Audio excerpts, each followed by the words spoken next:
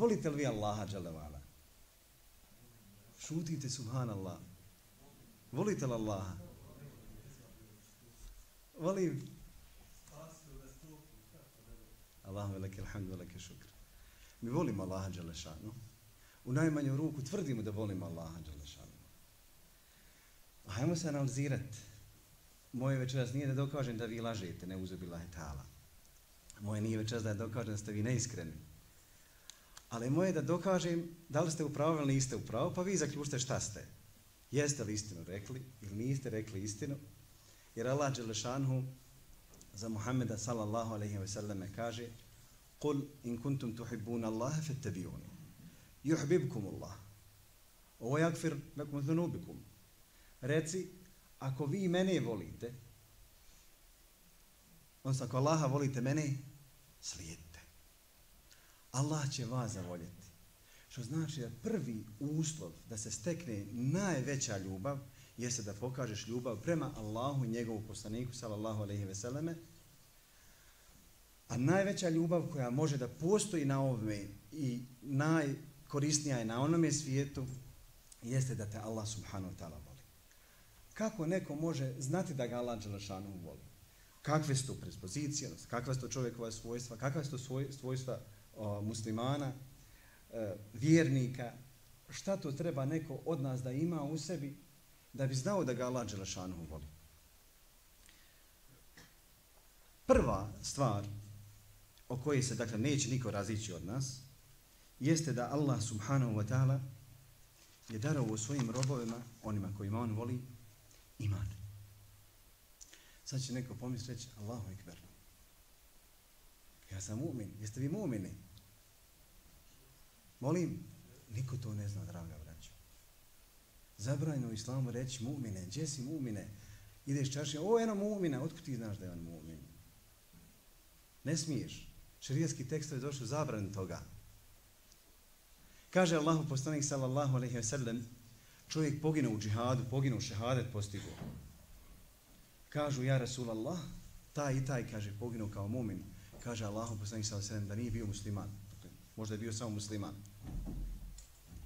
I rekoše: mi vjerujemo, kaže Allah dželešanu, reci ne. Recite, mi smo islam primili. وَلَمَّا يَدْخُلِ الْإِيمَانُ فِي قُلُوبِكُمْ. Nije iman još ušao u vaša srca.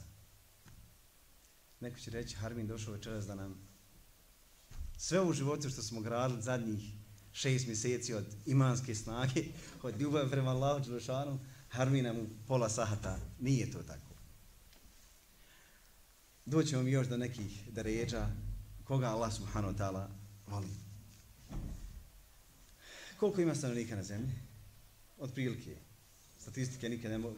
Koliko statistike se uzimaju za proračun da se može povjerovati nešto? Oko 7 milijardi, manje ili više.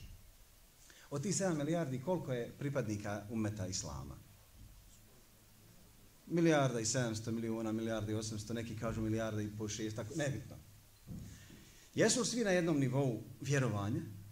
Jesu svi na jednom nivou, dakle, tih ubjeđenja, ibadeta, privrženosti, počinjenosti, poslušnosti, pokornosti, sliđenja Allaha poslanika sallallahu alejhi ve sellem?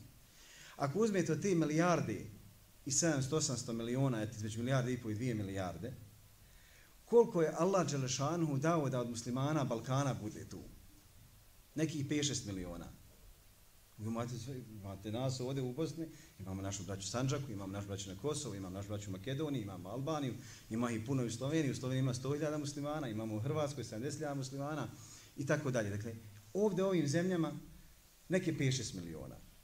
Od tih 5-6 miliona koje Allah subhanahu wa ta'ala dao im da budu pripadnici islamskog ummeta, Allah dželešanu je svim tim milionima dao da budu na pravom putu. Dakle, Allah subhanahu wa ta'ala izdvojio iz te velike, dakle, grupacije, skupine, ummeta, izdvojio nekoliko miliona, proti nekoliko miliona, uputio na pravi put nekoliko miliona. Od tih nekoliko miliona statistike, dakle, niko ne zna, nemoguće je reći da postoji 1, 2, 3, 5% oni koji klanjaju, oni koji obožavaju Allah i tako dalje, je mnogo onih koji sebe smatraju vjernicima, a od vjere nema ama baš ništa. Jedva da postigne Bajram. I dokaz tome pune džamije kad je Bajram. Pa si iznajmljuju fiskulturne sale evo dok je bilo ljeta pa se negdje klanjalo na hasurama napolje ispred džamija i tako dalje. A onda iz tih skupina, jučer ja i moj sin otišli na Ekindiju u velikom bošnjačkom gradu, Travniku i dženaza. Kažem ja sine, rekao da vidiš, puno ljudi stoji na polju, džamija nije velika, ali se i ona napunila. Ja rekao, vidiš sine, došli ljudi na dženazu i izašli na sprovod. Jer nisu još da klanja Ekindiju. I kako ćeš ti njega gurati u koš imana, kad on ne može nije opomenut ni tuđom smrću, da ga ta smrt nečija i ta dženaza, taj tabut koji će sada gleda i nosit će gor na kabur, mislim gore, zato što je u Travniku sve gore nešto visoko, koji ovi naši vam separatistički bedeni. Dakle, nije opomenut tuđom smrću, subhanallah. I mi nije nasilu mumine i nisi mumine uzbila ta'ala. Nisam ti ja kriv što nisi mumin. Pa je Allah dželle ve ala između svih tih skupina izdvojio nekolicinu ljudi koji je fakat uputio na pravi put i dao im da budu pripadnici menhadža pravog puta na kojem je bio Allahu poslanik sallallahu alejhi ve sellem po shvatanju seleful ummeta, ashaba radijallahu anhum wa ardahum. Pa se vi sad zapitajte u koju vi skupinu spadate. Gdje sebe možete da smjestite. I razmislite, jeste li vi fakat od onih kul in kuntum tuhibuna Allah fattabi'uni. Reci, ako vi Allaha volite, mene slijedite, to jeste poslanika sallallahu alejhi ve sellem. Yuhibbukumullah. Allah će vas dželešanu zavoljeti.